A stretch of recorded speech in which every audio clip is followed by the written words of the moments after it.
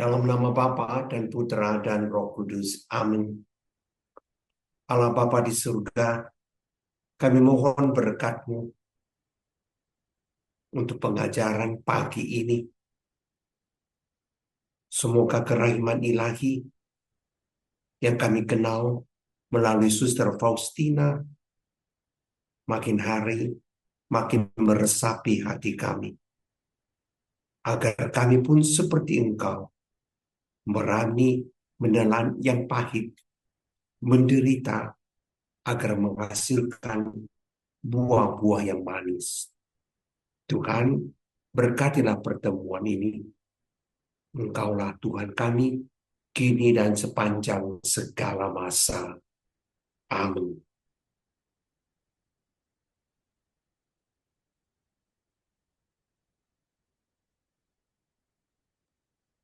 Buku Harian Santa Faustina, nomor 774.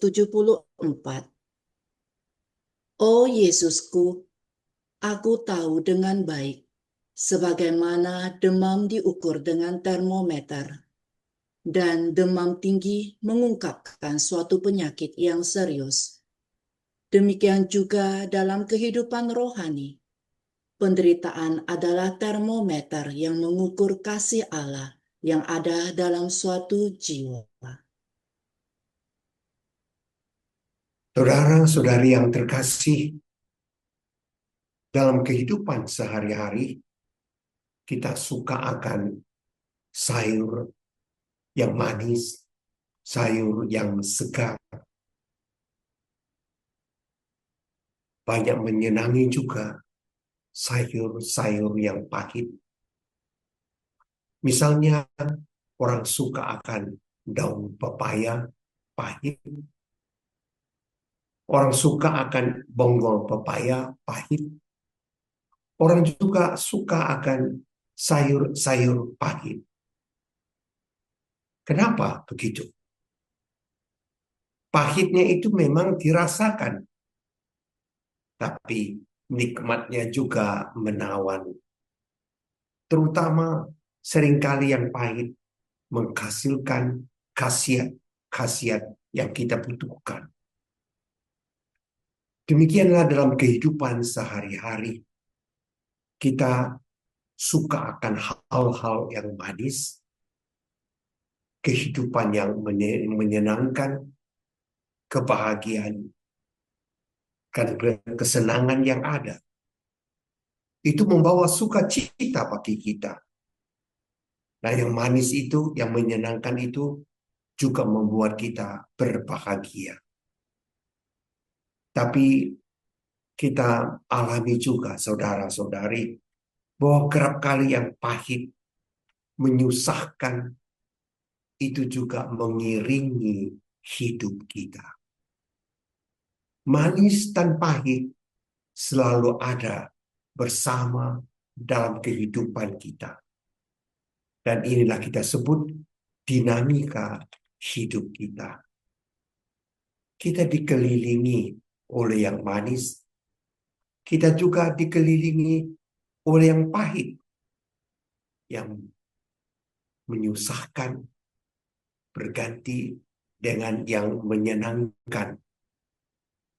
Dan kita melihat bahwa setiap bunga mawar nampak indah, cantik, dan kemudian harum.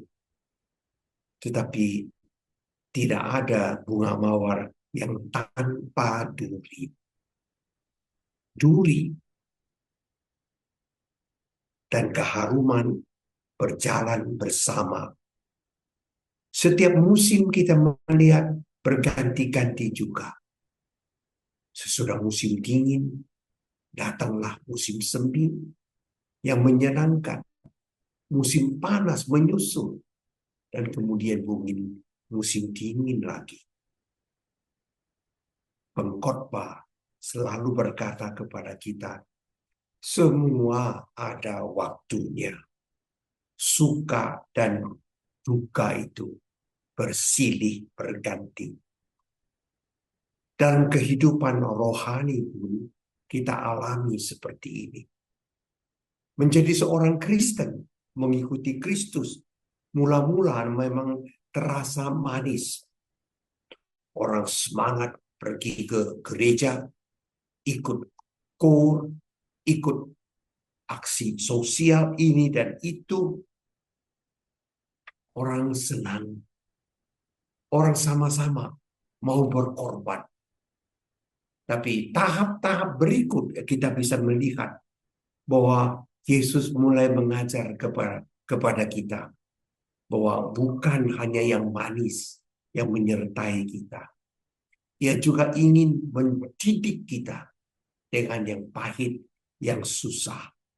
Berani menerima yang pahit itu. Berdoa di gereja, pergi ke gereja dengan teratur, ini memerlukan disiplin kita. Dan kerap kali orang justru jatuh di dalam disiplin itu. Berkorban waktu untuk Tuhan dan untuk sesama tanpa menerima imbalan tidak selalu gampang. Berkorban dan berkorban. Sama seperti seorang imam, biarawan, biarawati, berkorban juga. Mengerjakan segala-galanya, bukan untuk uang, tetapi untuk sesama. Membuat umat semakin terdidik, semakin dewasa, dan akhirnya menjadi murid-murid yang baik, dan memang orang-orang yang bakal masuk ke surga. Yesus mengajari kita agar berani berkorban untuk orang lain. Melihat yang berkekurangan, kita mengulurkan tangan. Melihat yang miskin, kita korek kantong kita. Biar orang lain pun sama seperti kita.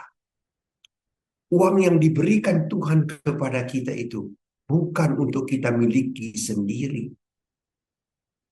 Kelebihan uang, harta itu cuma dititipkan Tuhan untuk kita. Supaya kita membagikan dan semua orang bisa menikmatinya. Ada dulu seorang bapak di Jakarta. Ia juga pengusaha. Banyak uang, pabrik, dan kantor yang ada.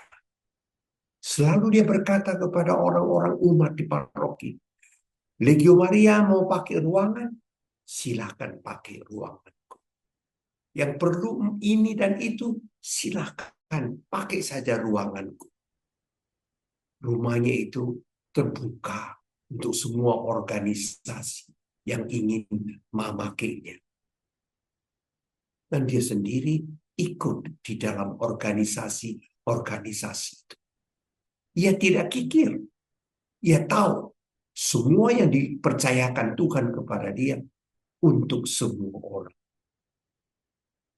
Pastor memberikan nama kepada dia Abdisah. Sebenarnya bukan itu namanya. Abdisah itu kependekan dari Abdi Tuhan yang Maha Esa. Apa yang punya dia, yang lain juga bisa menikmatinya. Begitulah pada waktu dia meninggal dunia, pastor yang menguburkan dia berkata, Abdisah lebih daripada seorang imam. Apapun yang ada pada dia, dia berikan. Abdisah tahu siapa dia. Semua yang ada pada dia berasal dari Tuhan. Ia sudah belajar dari Tuhan membuka diri. Berani berkorban juga untuk orang lain. Maka hidup kita di dunia ini bukan hanya ingin menggapai yang untung, yang menyenangkan, yang manis. Tapi hidup kita di dunia ini pun berani membagikan, berkorban untuk orang lain. Dalam penderitaan, kita ingat akan salib Yesus. siapa Yesus. Yesus anak Allah, serba tidak ada kekurangan. Tapi Yesus ingin turun ke dunia ini, berinkarnasi untuk kita. Supaya apa? Supaya kita manusia yang sedang susah ini, payah untuk mencapai surga. Yesus turun, membantu kita dari dekat, yaitu menolong kita, supaya kita semua bisa pada waktunya naik ke surga. Kenapa Yesus tinggal di dalam hosti? Kita menyambut hosti. Yesus masuk ke dalam diri kita. Agar Yesus berkata, kau yang lemah itu menjadi kuat karena aku. Kau yang tidak mampu itu menjadi mampu karena aku. Yesus menolong kita. Membuat segala-galanya untuk kita. Berkorban untuk kita. Karena itu kita sendiri harus sadar. Kalau kita sakit, kalau kita menderita, kalau kita ini dan itu, ingat, Yesus sudah terlebih dahulu menderita untuk kita. Kita ditunggunya di puncak gunung sambil mengulurkan tangan. Hai anakku, ayo kesinilah, aku ada bersamamu. Begitulah kita melihat yang manis itu sudah berani kita tinggalkan. Yang pahit itu berani kita rabu. Karena Yesus juga melalui salibnya, melalui penderitaan, dia itu menyelamatkan dunia. Dan Kristus ingin supaya kita semua di dalam kekurangan, kepahitan, tidak banyak mengeluh, tetapi terima kasih. Dia telah memberikan yang terbaik, kita juga memberikan yang terbaik untuk orang lain. Demikianlah saudara-saudara, kita mesti berani mengontrol diri, meningkatkan diri di dalam semangat pengorbanan, menelan yang pahit. Yang pahit itu bukan selalu kutukan. Yang pahit itu seringkali jalan menuju ke surga. Yang menderita itu mendapat jembatan yang paling kuat dan kokoh untuk menuju ke surga. Jangan takut kita itu menderita. Kristus ada di dalam diri kita. Semua penderitaan adalah pahala menuju surga. Kita berani berkorban. Kita menikmati Tuhan. Mencari Tuhan. Dengan demikian saudara-saudara, hidup rohani kita berkembang. Tuhan mengasihi saya. Dan saya tetap akan mengasihi dia. Yesus andalan kita. Amin. Semoga Allah yang Maha Kuasa, yang melihat kita, yang mendengarkan sabdanya, diberkati oleh dia dalam nama Bapa dan Putera dan Roh Kudus. Amin.